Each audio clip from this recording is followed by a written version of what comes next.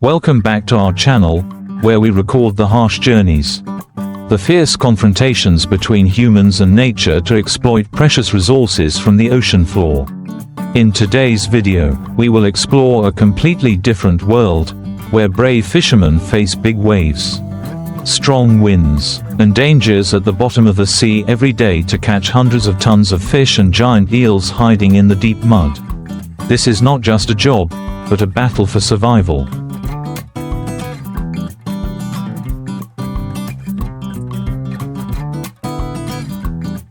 A journey to find hope in the middle of the cold ocean.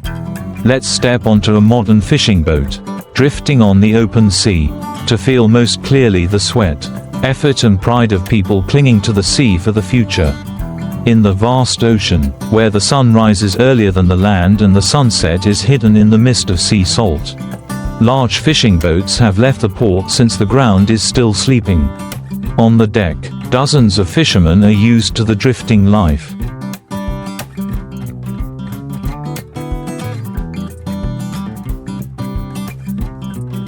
Each step swaying with each wave. Their new day begins at 3 a.m., when the sea is still in darkness and only the lights from the boat shine shimmeringly on the water. The fishing boats and eel boats are fully equipped with modern machinery. From fish-finding radar, net-pulling cranes to large freezers. But among all that equipment, the most important factor is still the people, those who have devoted their whole lives to the sea, to the creatures living in the deep. Today is a special day. The fleet will carry out two methods in parallel, dropping nets to catch bottom fish,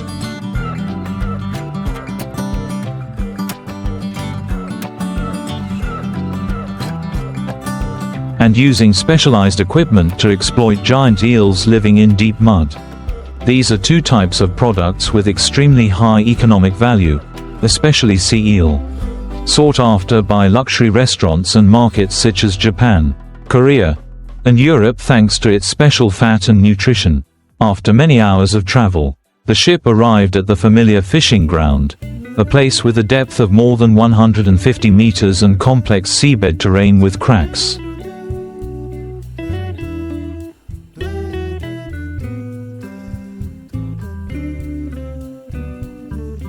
coral reefs and soft mud layers. First, the captain ordered to drop a giant bottom net nearly 500 meters long. This net has a special mesh that helps classify fish by size, limiting the wrong capture of non-target species. Each net was pulled for more than 3 hours, reaching the bottom where dense schools of fish moved to feed.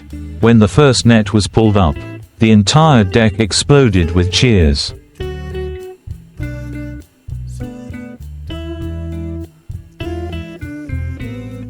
Bottom fish such as cod, hairtail, croaker, large grouper, amberjack, lay everywhere, their bodies shiny and still wagging their tails. The first batch is estimated to have exceeded 30 tons. Immediately, the group of fishermen assigned people to process, cut off the gills, cut open the belly and put them in the freezer to keep the fish absolutely fresh. Meanwhile, the remaining group prepared for the second task, more difficult, requiring skills and patience, catching eels. Unlike fish, eels live deep in the rocks and thick mud at the bottom.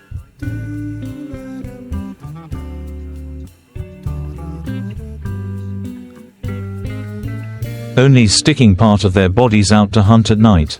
To catch them, the fishermen use special traps, each about 1 meter long, inside of which is baited with dead fish or fresh squid. Hundreds of such traps are dropped at the same time in clusters, targeting areas identified as having the highest eel density by bottom sonar. After 6 hours of soaking the nets and traps in the deep sea,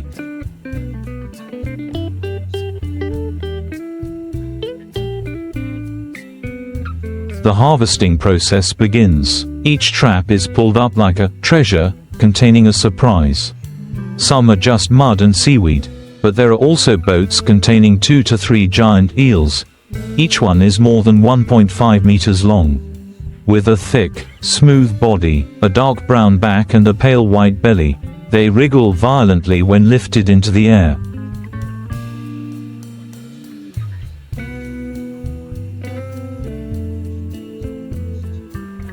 their small eyes shining fiercely as if they want to rush out to escape.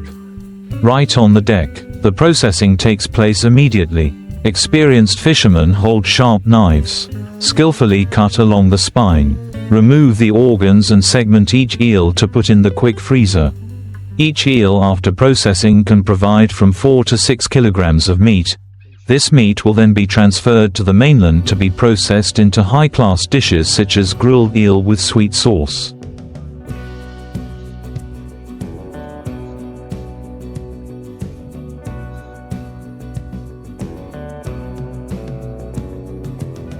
Eel sushi, or eel braised with garlic, which is a premium dish at many 5-star restaurants. In a working day, if the weather conditions are favorable and the fishing grounds are rich, a boat can collect up to 80 to 100 tons of bottom fish and 10 to 20 tons of sea eel. This huge amount of seafood not only brings in billions of dong in revenue for the boat but also contributes to providing clean, high-quality food for millions of meals every day. But behind that achievement are countless sweat, sunburned skin, hands full of cuts, and even a gamble with harsh weather. There are days when the waves are more than 4 meters high.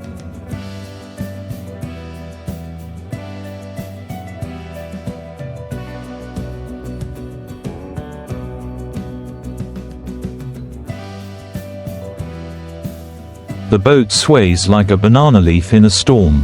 The hold is full of fish, but the fishermen get seasick and cannot eat or drink anything. Some people have accidents when the net is caught. Their hands are scratched by eel bites or are stuck with poisonous spines from bottom fish. Every second that passes is a challenge. However, they still choose to stick with it, because for them, the sea is their flesh and blood, the land of livelihood that has raised many generations. Each fish, eel they bring up from the deep sea is not only an asset, but also a source of pride.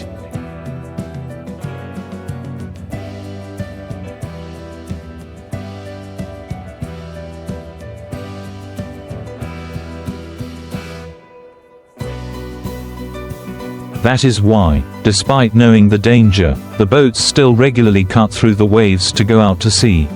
Regardless of storms, winter or summer, when the sunset falls, the sea is dyed a dark red.